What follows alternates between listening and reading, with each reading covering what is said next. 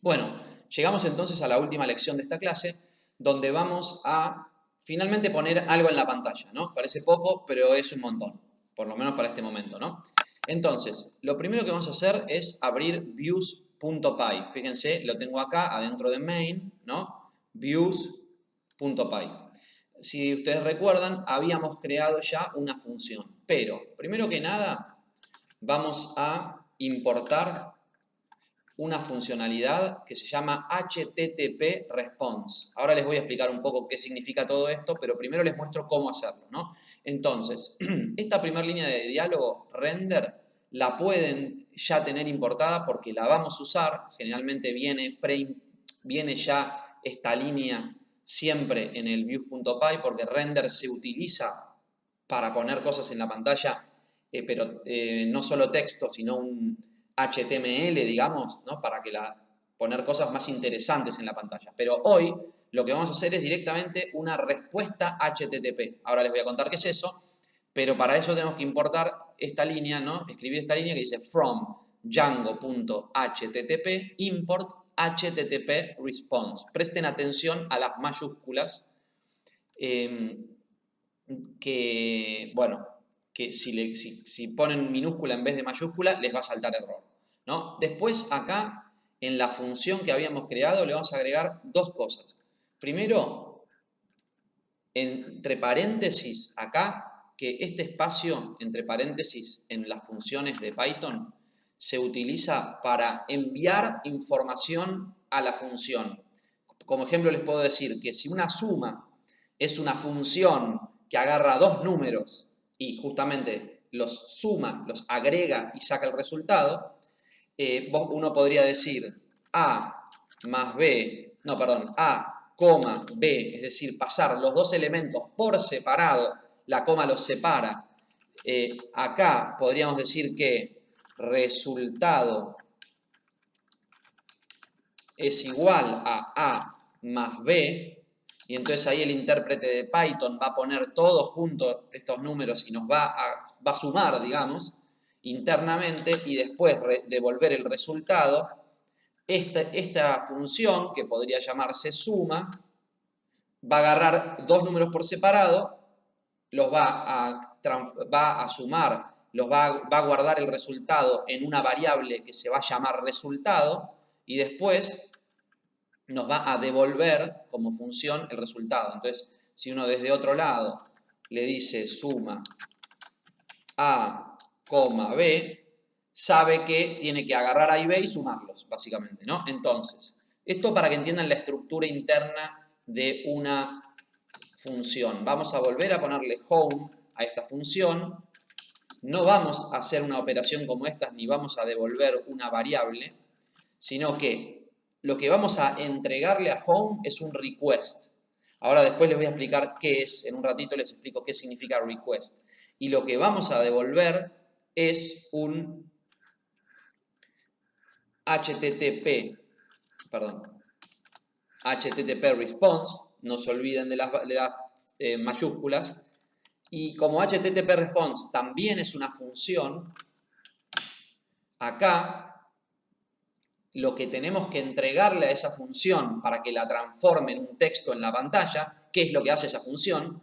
Es poner entre comillas, que entre comillas uno pone un texto, una cadena de caracteres siempre, ¿no? Lo que va entre comillas indica que ahí adentro se lo tiene que entender literalmente, ¿no? Como un texto. Yo si pongo acá 1 más 2, no va a sumar 3, va a ponerme en la pantalla 1 más 2, ¿no? Mientras que si yo pusiera 1 más 2, el resultado interno de esto sería 3, pero me tiraría error porque esta función se supone debe recibir un texto, no un número. Por lo cual yo acá le voy a escribir hola, incluso puedo poner así, para ser un poco más enfático, y entonces ahora sí, ya tenemos, si todo salió bien, si no me equivoqué en nada, vamos a correr el servidor, ¿se acuerdan cómo era? Primero, Python, que es el intérprete de Python. Le decimos, Python, lee este script. ¿Cuál es el script? Manage.py, el script interno de Django para administración, que tiene un montón de funciones. Y en este caso la función, que ya la conocen, la deberían conocer de memoria, run server. A ver si tira error, a ver qué nos pasa. No, no tiró ni un error. Va, me dice algo acá. Tenés 18 migraciones sin aplicar. Ya vamos a ver qué es eso. Por el momento no nos va a generar problema. Fíjense. Hola. No es gran cosa, pero lo hicimos nosotros por nuestra propia cuenta. Bien. Hay muchas cosas más para hacer. Pero por el momento les voy a explicar un poquito más sobre lo que significa lo que hicimos hasta ahora. Estamos yendo, como verán, a pasos muy lentos. ¿Por qué? Porque yo no quiero tirarles una carga muy grande de cosas. Quiero tirarles pocas cositas para que traten de quedarse con eso. Hagan los ejercicios, los multiple choice, que los van a ayudar a asimilar de a poco estos conocimientos y van a ver que no se exijan mucho, solo exíjanse, o si pueden, exíjanse hacer estos videos una vez por semana, la cantidad asignada de contenido, y vamos a ir muy de a poquito, muy de a poquito. Y va a llegar un punto en donde ahí sí nos vamos a poder exigir un poco más. Entonces, les voy a contar un poquito lo que hicimos, ¿no? ¿Qué es esto de la funcionalidad? Vamos a profundizar un poco sobre el tema, ¿no? Revisemos el código paso a paso. Primero, from Django HTTP import HTTP response, ¿no? Primero, estamos importando, como yo ya les dije, una funcionalidad de Django que se utiliza para manejar respuestas HTTP. ¿Qué es esto? Bueno, HTTP, por ahí les suena la palabra, es un protocolo de comunicación que usa Internet para transmitir información entre el navegador, en este caso, por ejemplo, el Google Chrome, y un servidor web. En este caso, nuestro servidor es interno, es el programa de Django que estamos creando, pero habitualmente en Internet el HTTP se usa para que uno quiera entrar a una página desde su propio navegador, envía una solicitud, intenta hablar con el servidor, que es, podemos decirlo así, una computadora que está del otro lado de la línea. Esa computadora que está del otro lado de la línea tiene una especie de sistema operativo que está haciendo correr un programa hecho para recibir este tipo de solicitudes. ¿Y en qué lenguaje hablan entre sí? En HTTP, ¿no? Es acá tengo que significa HTTP, Protocolo de Transferencia de Hipertexto. Hypertext Transfer Protocol. ¿Qué es un hipertexto? Una página, por ejemplo, una página web es un hipertexto, es decir, un texto conectado con otros textos que puede ser navegado dinámicamente, ¿no? Un concepto que hoy en día parece medio tonto y que fue llevado ya a paradigmas un poco más complejos, pero que es la base de lo revolucionario de Internet. Lo primero que hubo en Internet fue páginas, hipertextos, básicamente, que después se enriquecieron con un montón de otras cosas, video, sonido, muchas cosas más. Pero en principio el protocolo está hecho para que sea fácil desde mi computadora conectarme con otra computadora.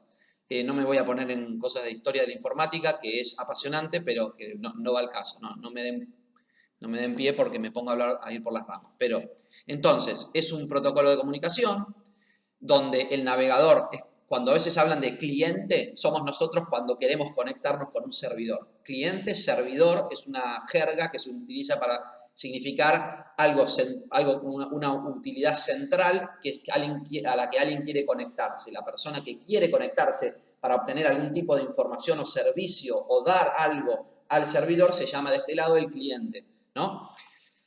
Cuando visitas una página web, tu navegador envía una solicitud al servidor que aloja esta página y el servidor responde con la información necesaria, por ejemplo, contenido HTML, CSS y JavaScript.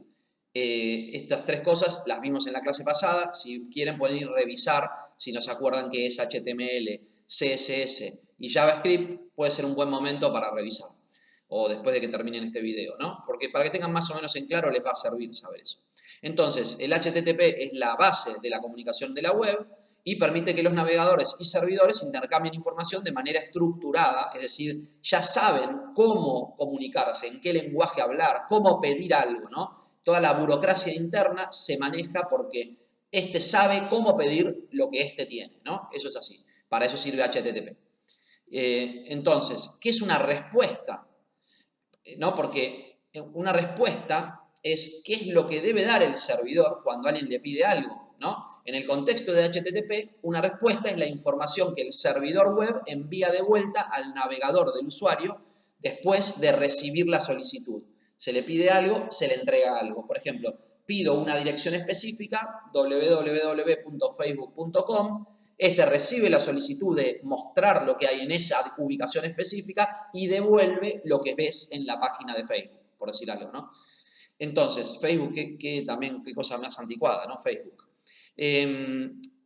Entonces, una respuesta HTTP también incluye un código de estado, ¿no? Te devuelve, aparte de lo que pedís, un código para mostrarte el estado de la acción que vos le pediste. Por ejemplo, vos por ahí podés pedir, no sé si escucharon hablar alguna vez de 404, ¿no? Error 404. Fíjense a ver si puedo ver una imagen. Por ejemplo, algo que les salga acá, una imagen como esta, ¿no? Que sale a veces cuando uno pone algo que no corresponde. Ese 404 realmente es una respuesta del servidor cuando se le pide algo que no existe ahí, ¿no? Entonces, pero hay otros tipos de códigos que nos sirven para hacer el debugging, para poder corregir los errores de nuestro propio, de nuestro propio código, ¿no? El código 200 OK significa que fue exitoso. Por ejemplo, a ver si lo podemos ver acá, ¿no? Fíjense que acá, si se fijan, esto es cuando yo apreté esta dirección, que es el server, pero es un server interno, no me fui a internet, lo está creando en este momento Django, para eso sirve run server, por eso se llama run server, correr servidor. Nos vamos a esta dirección específica, que es una dirección en donde está de alguna manera transmitiendo ese servidor o está conectado ese servidor, entramos ahí y lo primero que hace es pedirse una solicitud para ir a esta dirección al apretar este link, ¿no? El navegador le pide al servidor ir a este lugar, ¿no? Y esto que hay acá es la respuesta, 207. El 7 no sé qué significa, pero fíjate que acá el icono que supuestamente Django debería devolver para mostrar el icono de alguna manera de la página, esto le hizo un pedido a nuestro servidor de buscar el icono y esto le tiró un 404. Significa que no pudo encontrar el icono. Si no me equivoco, esto es para cuando uno googlea algo, para que el icono de la página aparezca a la izquierda. Si uno no pone el icono favorito, cuando uno googlea no va a aparecer un icono al costado en el link que aparezca, por ejemplo, en un buscador, ¿no? No es un gran problema, pero me está indicando acá con este 404 que significa not found, no encontrado. ¿Se entiende? Entonces, HTTP Response es una funcionalidad de Django que nos va a permitir devolver algo, en este caso un texto en la pantalla, ante un pedido, ¿no? Por otro lado, ¿qué es esto de request? ¿Qué significa request? Request significa pedido en inglés, ¿no? En Django, request es un objeto, ahora les voy a hablar un poco sobre lo que es un objeto, que representa esa solicitud HTTP que el navegador envía al servidor. Entonces, básicamente va a tener información del pedido. Por ejemplo, si yo, vamos a meternos en nuestra página ya funcionando, ¿no? La página que usan todos los días. Cuando yo aprieto acá, en tecnología, para que me envíe a esta página de tecnología, lo que pasa en el trasfondo, como en el backend, detrás de escena, es que mi navegador le pide al servidor, que es la computadora que tiene alojada esta página, que yo después en un momento más adelante les voy a mostrar cómo hacer para que lo que estamos creando ahora lo alojemos en internet y responda a pedidos como este, ¿no? Pero básicamente se le manda lo que llama URL, una dirección, que es toda la dirección de la página web más el sufijo tecno, y ahí me muestra lo que hay dentro de tecno, ¿no? Que son las clases que hay en tecno. Este request tiene otras informaciones también, que no van al caso, ¿no? Pero, por ejemplo, si hubiera un formulario, les doy un ejemplo concreto acá. No, voy a salir. cerrar sesión. Cierro sesión. Si yo pongo loguearse, esto es un formulario, ¿no? Ustedes lo usaron para poder conectarse. Yo pongo mis datos acá y aprieto iniciar sesión. Y eso hace que se envía la información del formulario para que el servidor chequee si esa información está bien y nos apruebe. Entonces, entre medio de el pedido y la muestra de lo que quiero que me muestre, que es en realidad volver a la página, pero esta vez logueados, este recorrido entre medio tiene una instancia interna donde se mandan pedidos adentro en el server y se verifican el password, el nombre de usuario, los permisos, etcétera, y después se envía. Para poder hacer eso necesita tener información. ¿Qué escribió en el input de nombre, o sea, en el formulario? ¿Qué pusiste dentro de nombre? ¿Qué pusiste dentro de password? Eso se reenvía esa información para que el servidor chequee si efectivamente hay un nombre de usuario con ese password, ¿no? En este caso, en otro caso podría haber otro tipo de formulario, ¿no? Entonces, todo esto pasa en el backend y para poder pasar esa información necesitamos la palabra clave request, que en este caso no la estamos procesando, porque no importa qué pedido haya, siempre vamos a querer mostrar lo mismo, hola en la pantalla. Es muy simple esto. Entonces, en una función de vista de Django, como la función home que creamos anteriormente, el objeto request se pasa como argumento, lo que está entre comillas, entre paréntesis, se llama argumento. El argumento de una suma son los dos elementos que hay que sumar. El argumento de esta función es el request, ¿no? Que en realidad está estructurado y tiene un montón de información adentro, y se pasa para que la puedas usar, ¿no? Aunque en el ejemplo de la función home no utilizamos directamente el request, ¿no? Pero es obligatorio, si no te tira error, básicamente, ¿no? A ver, una aclaración también. Al decir que request es un objeto, eso significa que es una instancia, recuerden esta palabra, igual ya la vamos a ir usando, pero es una instancia de una clase específica, ¿no? En Django esta clase se llama HTTP request, ¿no? Y contiene datos, como la información del usuario y los parámetros enviados y los comportamientos o métodos asociados con la solicitud HTTP. Ya vamos a ver en profundidad qué significa esto, ¿no? A ver, esto viene de lo que se llama programación orientada a objetos, ¿no? OOP en inglés. Un enfoque de programación que se basa en esta idea de agrupar datos y comportamientos que están relacionados con esos datos en objetos, ¿no? No me voy a extender mucho sobre esto, pero un objeto será una instancia, algo construido en base a una clase, que es como una plantilla o un modelo para crear esos objetos. El ejemplo típico es, pongámosle, tenemos una fábrica de autos.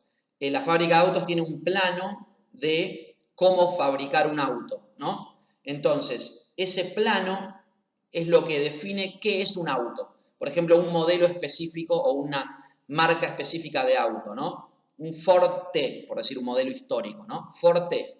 El Ford T está definido en un mapa, en una especie de blueprint o plantilla que dice cómo se hace un auto, ¿no? Qué elementos se usan, se juntan y cómo. Y qué funciones tiene. Tiene la rueda, el volante, etcétera, ¿no? Bueno, entonces, nuestra función, por ejemplo, o nuestra clase es lo que está escrito en el papel que explica cómo fabricar el auto. Y el auto es el objeto. Cada auto específico, pongámosle un auto patente A0107 o BX21, son dos tipos de auto que se fabricaron uno atrás de otro y se mandó uno a un país, otro a otro. Son instancias de la clase auto. Por ejemplo, un modelo, un Forte, va fabricando Forte, cada uno de esos autos que salen son instancias de la clase. Y la clase es la guía para fabricarlo, ¿no? Entonces, entendámoslo de esa manera. Entonces, una instancia, un objeto, también llamamos objeto a esa instancia, ¿no? Creame un objeto. El objeto request tiene una lista de cosas de cómo crearse, ¿no? A una guía de cómo crearlo, se crea automáticamente, no lo creamos nosotros, y se reenvía a la función views, ¿no? Esto es lo que hace Django en el backend, lo que siempre digo como la magia de Django, lo que no tenemos que hacer nosotros, pero que si no existiera Django lo tendríamos que hacer y sería un quilombo. Entonces, en síntesis, un objeto es una colección de datos estructurados y ordenados según convenga al desarrollador. Y esto, por eso, detrás de la magia de Django hay un grupo de desarrolladores muy grande y la colaboración de gente desinteresada que agrega, digamos, elementos al código, ¿no? Y con eso terminamos por hoy. Vamos a pasar ahora a un pequeño cuestionario, ¿no? Si creen que fue mucho para ustedes, pueden darse la oportunidad de ver el video de nuevo, que está bueno para que asimilen. O pueden hacer el cuestionario, ver cómo les fue, y si no les fue tan bien, revisen el video. Si tienen dudas, por supuesto, me pueden mandar mensajes, y nos vemos la próxima clase. Saludos.